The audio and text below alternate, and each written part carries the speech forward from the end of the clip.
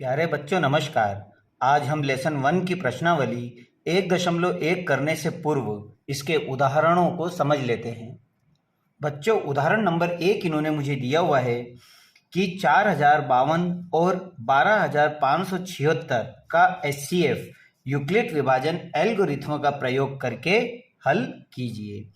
तो बच्चों हमें 4052 और 12576 का एचसीएफ निकालना है और एचसीएफ उसे हमें यूक्लिड विभाजन एल्गोरिथ्म का प्रयोग करके ज्ञात करना है।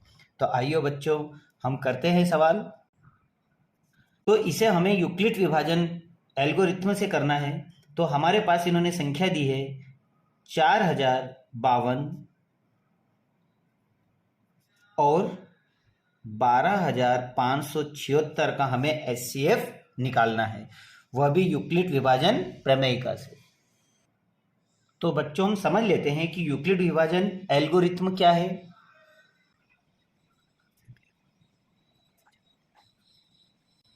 तो यूक्लिड विभाजन एल्गोरिथ्म में मेरे पास a बराबर बी क्यू प्लस आर, जहां r इक्वल होना चाहिए 0 के। तो r अगर 0 के बराबर हो जाता है तो वहां मेरा एचसीएफ हो जाता है और मेरी प्रक्रिया खत्म हो जाती है। अगर हम इसको हिंदी में लिखना चाहे तो यह हो जाएगा मेरे पास में भाज्य बराबर भाजक गुणित भागफल प्लस शेषफल।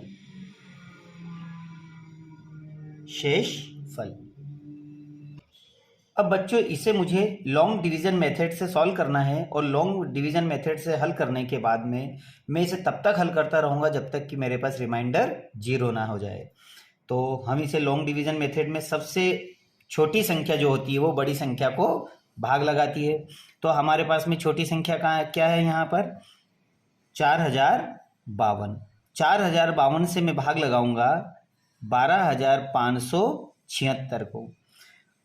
तो मेरे पास में b है, ये a हो जाएगा और इन दोनों को भाग लगाने पर जो मेरा यहाँ आएगा आंसर आएगा वो होगा क्वेश्चन, और जो शेष फल बचेगा वो होगा मेरे पास में रिमाइंडर।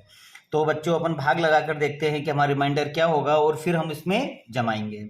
तो सबसे पहले मैं इससे इसको भाग लगाता हूँ, तो यह चला जाता है, इससे 3 बार में भाग जाएगा और यह आ जाएगा हमारे पास में 12156 बार।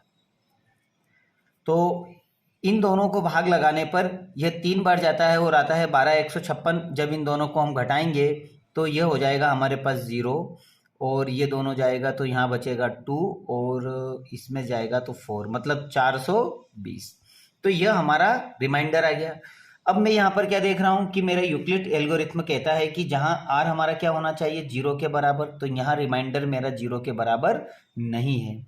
तो मैं लिखूंगा यहाँ पर 12576 बराबर है, b का मान है आपका 4052 मल्टीप्लाई आपका क्वेश्चन क्या आया 3 और रिमाइंडर आपने क्या निकाला 420।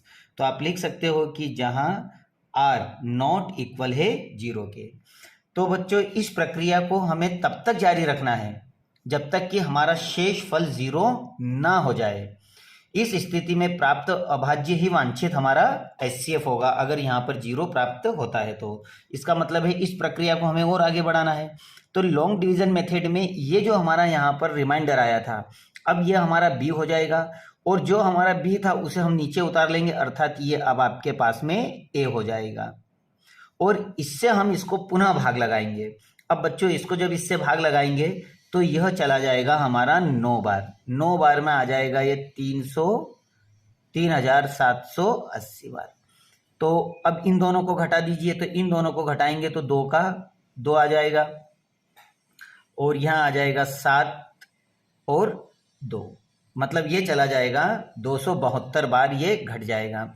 तो ये बच्चों हमारे पास क्या आ गया रिमाइंडर। अभी भी मैं क्या देख रहा हूँ कि रिमाइंडर मेरा 0 नहीं है, अर्थात मुझे फिर लिखना होगा कि 4052 बराबर है 420 मल्टीप्लाई 9 और इक्वल में आपका रिमाइंडर कितना आया, रिमाइंडर आया आपका 272, तो ये आपका प्लस में आ जाएगा। तो मैं क्या लिखूंगा कि जहां आर नॉट इक्वल है 0 के, अर्थात यह अभी भी 0 के बराबर नहीं है, तो मैं फिर इस भाग को आगे बढ़ाता हूं और अब 420 को मैं यहां नीचे उतारता हूं।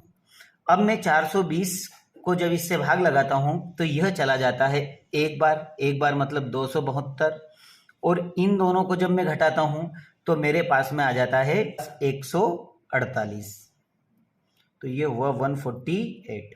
अब बच्चों अभी मैं देख रहा हूं कि यहाँ रिमाइंडर 0 नहीं है, अर्थात मैं लिखूंगा यहाँ पर कि 420 बराबर 272 मल्टीप्लाई 1, और हमारा शेष फल क्या बचा हमारे पास में, शेष फल बचा हमारे पास में 148।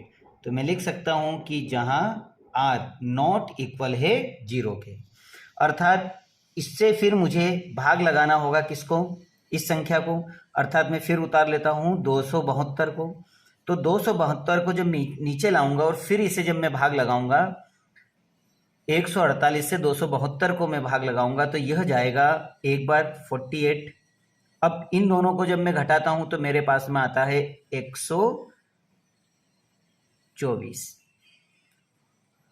तो अब अभी भी मैं देख रहा हूं कि यहां मेरा रिमाइंडर 0 नहीं है, अर्थात मैं फिर इसमें जमाऊंगा इसको प्रक्रिया में, यूक्लिड विभाजन एल्गोरिथम में, तो मैं लिखूंगा 272 बरोबर 148 मल्टीप्लाई, हमारे पास में 1 आया है और यहाँ पर हमारा शेष फल क्या है 124। तो मैं लिख सकता हूँ कि जहाँ आर नॉट इक्वल है 0 के।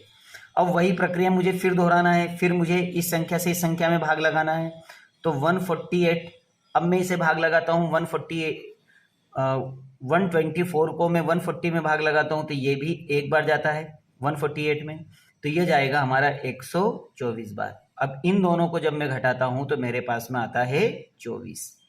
अभी भी मैं देख रहा हूं कि मेरा रिमाइंडर 0 नहीं है, अर्थात मैं लिखूंगा यहां पर 148 बराबर है 124 मल्टीप्लाई 1, और रिमाइंडर आपका क्या निकला 24। तो आप यहाँ क्या देख रहे हो कि जहां आर नॉट इक्वल है 0 के, अर्थात आप 24 से फिर आप इसे भाग लगा लोगे, तो जब इसे भाग लगाओगे 24 से तो यह जाएगा हमारा 120 बार, तो यह हो जाएगा 120, और 120 से जब इसको घटाओगे तो 120 से कितनी बार जा रहा है, तो 120 जा रहा है ये हमारा 5 बार, तो 5 बार में आएगा ये 120, और यहां पर इन दोनों को घटाने पे हमारे पास बचेगा 4। अभी मैं देख रहा हूं कि मेरा रिमाइंडर यहाँ पर 0 नहीं है, तो मैं फिर लिखूंगा यहाँ पर यूक्लिड विभाजन प्रमेय के आधार पर कि 124 इक्वल है 24 मल्टीप्लाई, क्वेश्चन क्या है आपके पास 5, और रिमाइंडर क्या है आपके पास 4। तो आप लिख सकते हो कि जहां आर नॉट इक्वल है 0 के। अब आप 4 से फिर 24 को भाग लगाओगे तो ये कितनी बार भाग जा रहा है 24 से, जब इसको 4 से जब 24 को डिवाइड कर रहे हो तो 4 छंग 24, अर्थात ये 6 बार में खत्म हो गया। अब आप देख रहे हो कि यहाँ आपका रिमाइंडर कितना आ गया, अब आपका यहाँ पर रिमाइंडर 0 आ चुका है, अर्थात आपका आंसर आ चुका है। तो अब हमारे पास में आएगा पास में 24 बराबर 4 मल्टीप्लाई, क्वेश्चन क्या आया 6, और रिमाइंडर क्या आया 0। तो अब आप लिख सकते हो कि जहां r इक्वल है 0 के। तो बच्चों अब यहां हम ले आए हैं r बराबर 0। अब किसे भाग लगाने पर 0 आया, तो 4 को भाग लगाने पे 0 आया, तो इसका मतलब है आपके पास जो HCF है वो क्या हो जाएगा 4 हो जाएगा। तो हम लिख सकते हैं यहां पर कि यहां शेषफल 0 है, 0 है, इसलिए यह प्रक्रिया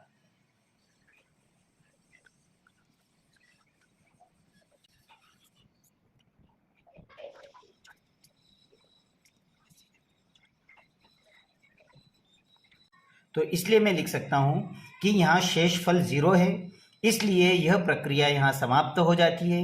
इस स्थिति में भाजक आपका क्या है 4 है, क्योंकि 4 से भाग लगाने पे आपके पास 0 आ रहा है, इसलिए HCF 4052 और 12576 का जो HCF है वो क्या होगा 4 होगा, और यही आपका आंसर है।